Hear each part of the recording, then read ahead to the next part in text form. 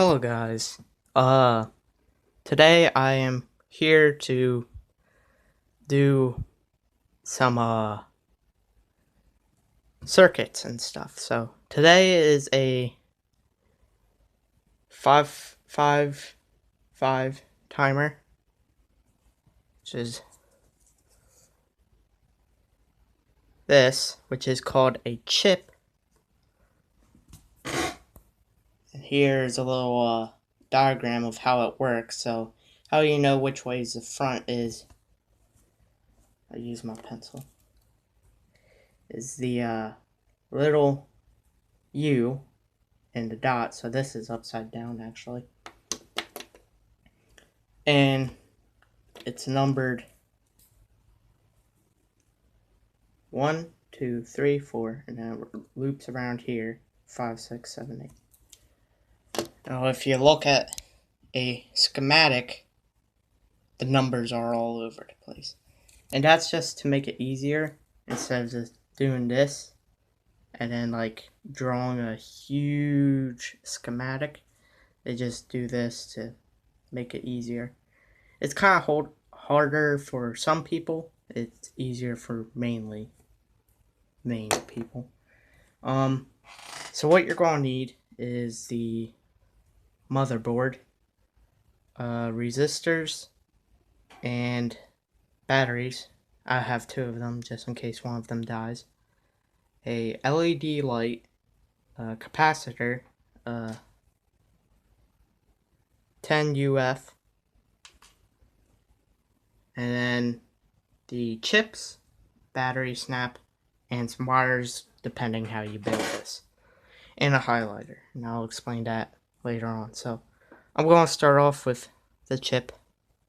So it's in the styrofoam block to make sure it doesn't get electricity, too much electricity, and it blows up. It doesn't really blow up, it just overheats and all that. So as you can see here, I'm going to start off with the chip.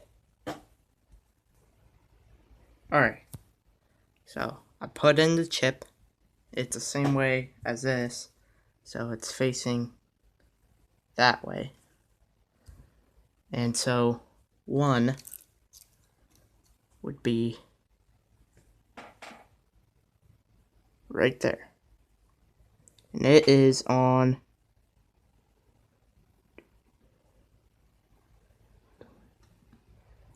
F27. So that's what it's on. And so now we're going to follow the 1. And it connects to the capacitor. So I'm going to take capacitor and I'm going to put the negative side, the short end,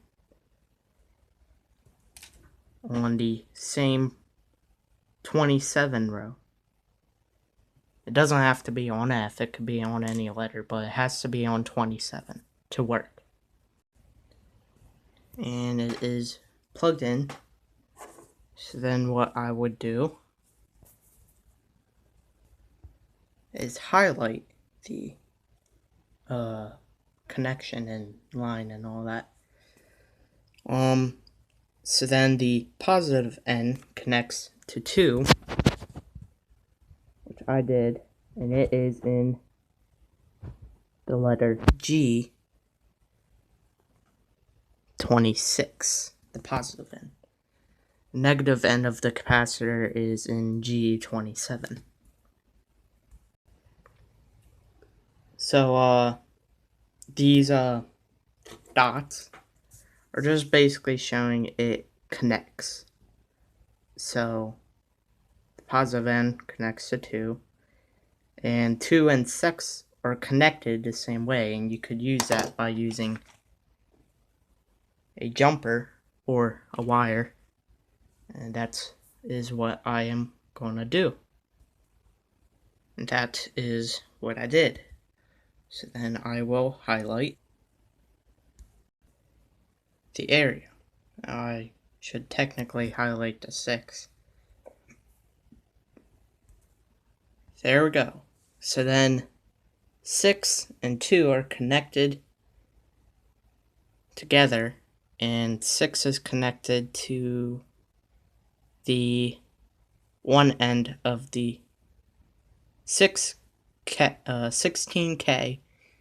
resistor, which would be the this one. And sometimes the lines are really hard to see, but this one is brown, blue, orange, gold, which is a 16K. So one end connects to 6 and one end connects to 7. There we go. The resistor is in. So then that resistor is connected to the 6.8K, this one, which is the blue, gray, red, gold resistor. And that will be connected to the 4 in the positive side of the battery snap, or the battery. So we got this entire side done with, and this is what it looks like. You got the battery snap connected. The negative side is connected to the negative side of the capacitor. Positive side of the battery snap is connected to the blue, gray, red, gold resistor, or the 6.8K resistor. And the 4 and 8 are connected, so you could do that by using a jumper, or do it by another way. Now I'm using a jumper, so here is the connection done with. Now then 8 is connected to the positive side of the LED. So there we go. The LED is put in, and the negative side is connected to the red, red, brown, gold resistor, or the 220 ohms. And there we go. So I will highlight that like so, and it is built. Now, one way to test this is to just touch the battery to the battery snap and see if anything works. If it doesn't, make sure nothing's touching that it shouldn't touch, and make sure everything's plugged in. And also make sure your chip isn't dead, or your LED. So we're gonna test it. Alright, so here we go. We're just gonna touch it. Oh, it's working. So I'm gonna plug in the battery. There we go. It is plugged in. So as you can tell, the LED is flashing. That is how the chip works. And I'm just using a regular 9-volt battery. And if nothing's working, you could just easily unplug one of the battery snaps.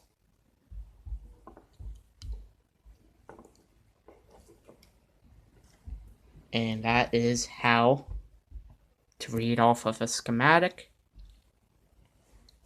and how the timer or chip works. Now if the battery was dead, That's why I have this one. So, that's that. And do not work on the motherboard when you have the battery connected, because you'll shock yourself. Literally. You'll find it shocking. So, that's it, guys. I hope you learned something. And yeah, bye bye.